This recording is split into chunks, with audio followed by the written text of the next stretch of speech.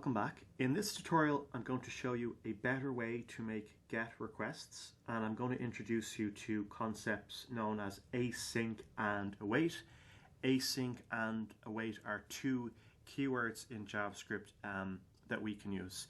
It's a better way because so far in the last two tutorials we saw how we can make a GET request to the cat API, but there's a lot of meta chaining going on, dot then let's do this, and then dot then let's do that, and the same when we made the request to Bitcoin. So I'm going to show you a better way where we're going to avoid multiple dot thens or meta chaining, and we can essentially neatly package our code into a function rather than just randomly making a GET request using fetch in the root of the document. Okay, so first of all, I just want to talk to you about essentially async and await. Okay, so async, the keyword, can be used with a function, and what it will do is essentially it means the function will return a promise. Okay, so when you use the async keyword with a function, that function will return a promise. Okay, so speak about that in a moment. And then what await does is await will stall JavaScript from assigning a value to a variable until that essentially that value is resolved. Okay, so async and await are used together. So we've async and await. So first of all, I'm just going to create a function and just prove to you that when you use async with a function, it will return a promise, even if our code block is empty. So what I can do is I can say const get data. I'm making a get data function, and I'm going to assign this the value of an arrow function like so. Okay, and what I'm going to do is I'm going to use the keyword async on front of the parentheses. So if I say async like so, we have our function called get data. Now, what I can do is I can just essentially call or invoke the get data function and basically just store the data we get back into a variable and log that out to a console. So I'm going to say const data is equal to our get data function, and I'm going to call or invoke the get data function, and then I'm just going to console.log out the data just to see what we get back. Okay, so this is a function. It is an async function. I've used the async keyword there. Let me just refresh. And what you'll notice is we get a promise. Now, it's undefined. There's no code in the function, but the key point is that we get back a promise. So that's the first key learning point from this tutorial, okay? That when you use, let me come down here, sorry. So basically, lesson one is when you use the async keyword with a function, that function will always return a promise. Okay, first thing to note. Okay, so that's great. But now what we want to do is we want to actually write a function that makes a GET request, rather than just an empty function. So this is what we're going to do now. And what we're going to do is we're going to make a quick GET request to the cat API the way we saw previously, and then we're going to refactor our code to the better way. So we saw previously how we can make a request to the API. So we have the fetch keyword, we have our quotes. Oh, I closed down the free APIs. There we go. My internet's a bit slow. I apologize. I should have had this still open. I'm going to code this up pretty quickly, by the way. The last two tutorials explain it. So I'm going to just plow on here a bit quicker than I normally do. So basically what we do is we have our fetch, and we know then that what we can do is we can chain on a dot then, and basically, we have our arrow function in here, and we have a response. Okay, so we saw previously this, we have a response, and we can just log out the response like so, and this will hopefully give us a status 200 if everything works. Okay, so that's awesome. We have our response. Okay, but obviously, we don't want to just log out the response to the console. What we can do is on the response, we can basically call or invoke the JSON method, then chain on a dot then, and then what we're going to do is just the data we get back, we will just log this onto the console. Now, the problem with this is there's an awful lot of chaining going on. It's not quite intuitive really what's happening. like there's a dot then, we get a response, we use the .json method to basically make sure we're getting a JavaScript object, and then we're chaining on another dot then. So let's have a look here. So we see here, okay, we get our fact, so we've made our call successfully, and that's great. But what I want to do is I just want to show you a better way than that of making a request to an API. So just comment that out for now. So basically what we're going to do is we're going to uncomment out the new way we're going to do it. So we have our const get data equal to async function, but of course there's actually nothing going on inside of the function right now. So what we can do is we can actually paste in fetch, okay, into the function. Okay, so what I'm going to do is just going to come down here. So we're going to, inside of the function, use fetch to make a request to the API. But what we can do is we can actually store the response of this into a variable. So what I'm going to do is I'm going to say const, or you could say let response be equal to fetch the data. Okay, so here is we are basically using fetch to get the data. But what I can then do is on front of fetch, I can use the await keyword. Okay, so what the await keyword does is the await keyword essentially will stall JavaScript from assigning a value to a variable until essentially, you know, that response has been resolved, everything is loaded. And this is great because what we can do is we can essentially wait for the get request to occur before we then assign the response into our variable called response here. So this will essentially stall JavaScript from assigning a value, assigning to a variable until everything has essentially resolved. And this is pretty awesome. We saw previously in the first chapter we can assign a value to a variable, you know, let age be equal to 36, let name be equal to Bruce Wayne, etc. But now we're working with, you know, APIs and asynchronous data essentially. So we just want to say await. We're saying JavaScript stop, don't assign the value of the response to the response variable until everything has essentially resolved and loaded. Okay, and then what I can do is just console.log response. Okay, so what I'm going to do is I'm just going to delete this, and we're going to call or invoke the getData function. So what's happening here is we've created a function called getData. It is an anonymous arrow function. Oh, sorry, it's not. No, Dara, come on, you're having tea and coffee. Sorry, it's not. It's called getData. I'm going to have a sip of coffee here. Apologies for my error. Okay, let's go again. So I'm so used to when I see this code, I always say inline anonymous arrow function, but we know it's not. It's not inline because, you know, there's multiple lines, and of course we've getData. Anyway, enough babbling by me.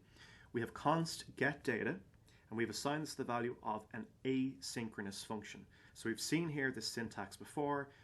It's a function that doesn't take any argument. We have our equal sign and chevron. So it's an arrow function. We have our opening and closing brace there, semicolon to end, but we've used the keyword async.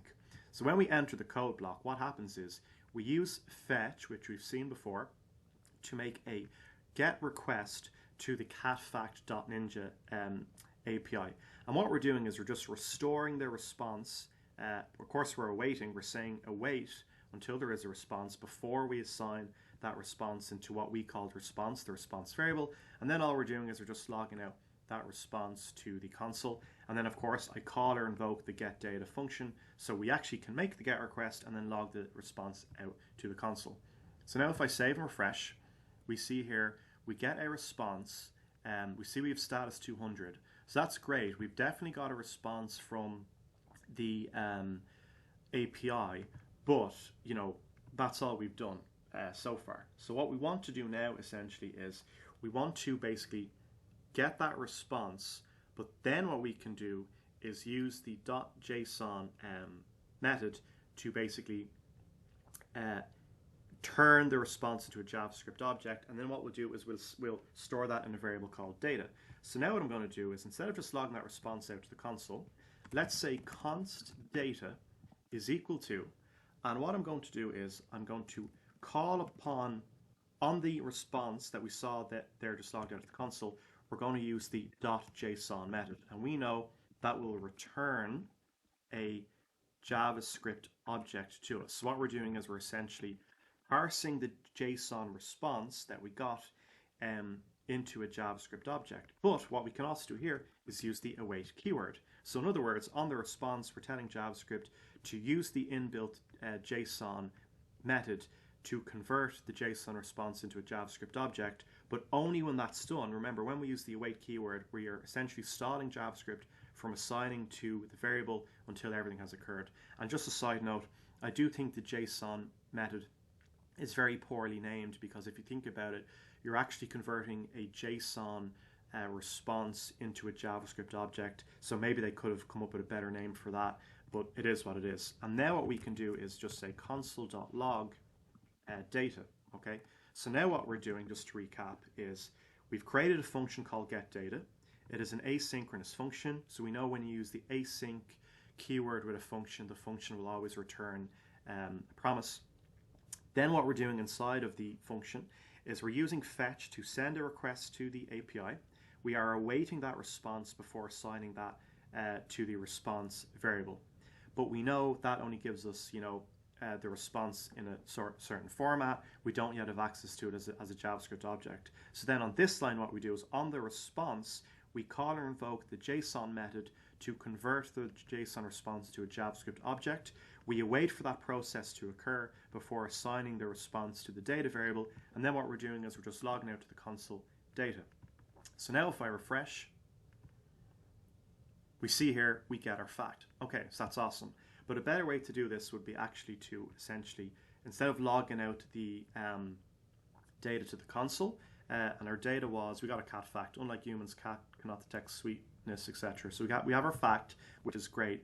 But you don't want to actually, because remember, the whole point about this tutorial is we want to make a GET request. We want to neatly package it into a function, but you don't want to log the response out to the console here. You want to actually do something with the data. So logging out the data there is not good enough. What you actually want to do is you want to return the data. Okay, so really what's happening, if you think about it in this function, is three things really. We are, number one, making our GET request to the API. So let me just rewrite out the comments here. So what we're doing is, number one, we are making a GET request. So this line here is where we make our GET request. Then what we do is we assign the response into the response variable. Then what we do here is we use the .json, or sorry, the JSON method. I don't need to say .json. We use JSON, that method, to basically return a JavaScript object. Okay, so the data is actually useful. And then what we're doing then is we are just returning that data. So now when this function is called or invoked, we get a response, and therefore we can actually then use .then on getData. So now when we use the getData call to invoke our getData function, what we can do is we can then say then, and basically what we're going to do is just we're going to get our data back.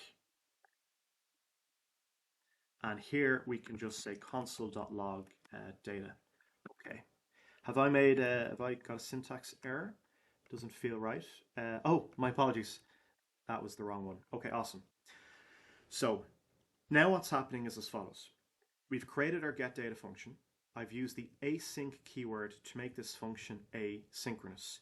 We know an asynchronous function will return a promise. So when you use the async keyword with a function, that function will always return a promise. Okay. Then what we do is we're using the fetch API to make a request to the cat API, but we're using await. And remember, we know that await will stall JavaScript from assigning a value to a variable. So that's lesson 2. Await will stall JavaScript from assigning a value to a variable until it's all essentially been resolved. So key points about this tutorial are the async and await keywords. Then what we do is after we've gotten our response, we store it in the variable response, but then what we do to avoid, method chaining like here, response.json.then, etc. We make it much more easier to read here. We simply just on the response call or invoke the JSON method. We await that process to occur before storing that in the variable called data, and then we just return the data. Okay, so that's what we've done. And if I just delete all my comments here, so number one, we make the GET request. Number two, we use the JSON method to convert to a JavaScript object. And number three, we essentially return. Okay, what you'll notice is that code we've written here, it's much easier to read than our fetch here, okay, because it's so neatly packaged away, number one, into a function, so you don't need to make the GET request in the root of the document the way we have here. You can neatly package it in a function, and this will only run when you call or invoke the function like we did here. And you can see it's just quite easy to read, because you can see very clearly, you know, there's a GET request here. We are awaiting the promise. We're essentially waiting for that response before we store it in the response variable. Then when we have that JSON, what we do is we, on that response variable, we call or invoke that JSON. We await that process to occur before assigning it to the data variable, and then we simply return the data. Then what we can do, because our function is called getData, we just call or invoke getData. We know that will return a JavaScript object to us, and then we just use .then to just log out the data. And this is a much neater way of doing it than what we did up here. So going to delete that code, and what we see now is this is our entire code to basically make a GET request. And to prove that to you, you know, what we could do is actually basically change our URL endpoint. So if I just paste this URL in now, so we're going to change where we're looking to get data from. So now I'm just going to save. So what's happening? Well, we have a function called getData. It is asynchronous, so we know that will return a promise. What we do is we make a GET request using fetch to the API here, the Coinbase API, to get Bitcoin data. We await for that process to occur. When I say that process to occur, I really mean for the promise to resolve. Okay. Then we store what we get back in the response variable. Then what we do, because we know that's in JSON format, is on response, which is a variable, we then call or invoke the JSON method to basically return us a JavaScript object. We await for that process to occur before we store it in a variable called data, and then what we do is we just simply return data. So then when we call our function, we call or invoke our function getData, we're running all this code up here, we're chaining on only one .then data, and then console.logging the data, okay? So that is essentially, guys, how we can make a GET request using async and await. Key points about async and await. Number one, the async keyword will make a function asynchronous. So, you know, you could have other code occurring up here. This will all run, and then the JavaScript file will continue. We saw that a few tutorials ago, you know, when we use the set timeout. So asynchronous is non-blocking. If you have a load of JavaScript code up here, statements and below, you know, JavaScript will say, okay, this is asynchronous, but I'm going to continue on executing the code underneath it while I'm waiting for all of this to occur. Benefit two is it's easy to read. It's quite neatly packaged. So you see here, there's not multiple .thens. You know, it's quite simply, you know, we make a request to the API, we store it in a variable. We then basically use the JSON method to convert the JSON response into a JavaScript object, and we return the data. And we've only used one .then. When we actually call or invoke the function, we see here we can just use the .then method to essentially, you know, log the data out. And if I just save and refresh, and we just see our response console, we see here we have a response here from Bitcoin.